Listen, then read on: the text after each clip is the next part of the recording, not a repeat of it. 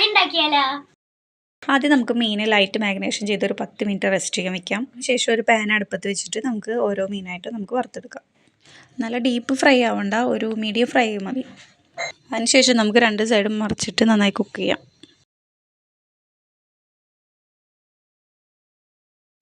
കുക്കായ fish നമുക്ക് ഓരോന്നും ഒരു പ്ലേറ്റിലേക്ക് എടുത്ത് മാറ്റാം.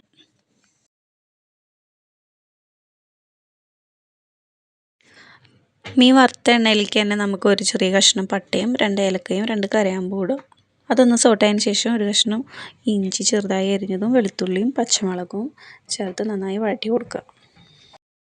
അതിനുശേഷം അരിഞ്ഞു വെച്ച സവോള ഇട്ട് കൊടുക്കുക. പിന്നെ ഒരു കാര്യം പറയാൻ മറന്നുപോയി. ഇന്നത്തെ നമ്മുടെ കുക്ക് ശിവയാണ് കേട്ടോ. ശിവയുടെ കൈകളിലാണ് കേട്ടോ ഈ കാണുന്നത്.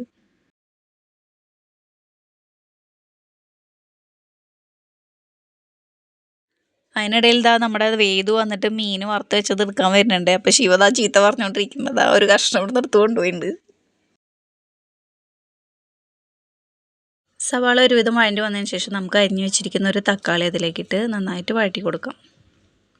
ഇതിൽ കാണുന്ന പോലെ നന്നായിട്ട് വഴണ്ടി വരണേ. കുറച്ച് മഞ്ഞൾപ്പൊടിയും അതുപോലെ തന്നെ കുറച്ച് കുരുമുളക് പൊടി, പിന്നെ ഒരു നുള്ള ഗരം മസാല, പിന്നെ ആവശ്യത്തിനനുസരിച്ച് നിർബന്ധമില്ല കുറച്ച് മുളക് പൊടി, അത് ഓപ്ഷണലാണ്. ഇതെല്ലാതും ചേർത്ത് നന്നായിട്ട് കുറച്ച് ഉപ്പും കൂടി ആവശ്യമുള്ള ഉപ്പും കൂടിയും ചേർത്ത് നന്നായിട്ട് ഇളക്കി നന്നായിട്ട് അതിൻ്റെ പച്ചമണം മാറുന്നവർ വെയിറ്റ് ചെയ്തതിന് ശേഷം കുറച്ച് നാളികേരപ്പാൽ ഒഴിക്കാം. നാളികേരപ്പാൽ ഒഴിച്ചതിന് ശേഷം കുറച്ച് വെള്ളം കുറവാണെങ്കിൽ കുറച്ച് വെള്ളം കൂടിയും ചേർത്ത് മിക്സ് ചെയ്യാം. ഏതും നുള്ളി എടുത്തിട്ട് ഇത്രയായിട്ടോ മീൻ. ഇനി ആ മീനും കൂടി നമുക്ക് ഈ കറിയിലേക്ക് ഇട്ട് കൊടുക്കാം. ഇപ്പോൾ നമ്മുടെ കറി ഇവിടെ റെഡി ആയിട്ടുണ്ട് കേട്ടോ. നന്നായി തിളച്ചതിന് ശേഷം നമുക്കതൊന്ന് ഓഫ് ചെയ്ത് കൊടുക്കാം. നമുക്ക് ഈ കറി വേദുമോളോടൊന്ന് ടെസ്റ്റ് ചെയ്യിക്കാനായിട്ട് കൊടുക്കാം കേട്ടോ. അവൾ തായോ എന്ന് പറഞ്ഞിട്ട് കുറച്ച് നേരമായിട്ട് വെയിറ്റ് ചെയ്തുകൊണ്ടിരിക്കുന്നു. ചോറിലൊക്കെ മിക്സ് ചെയ്ത് മൂപ്പരാൾ കഴിക്കാൻ പോവാണേ.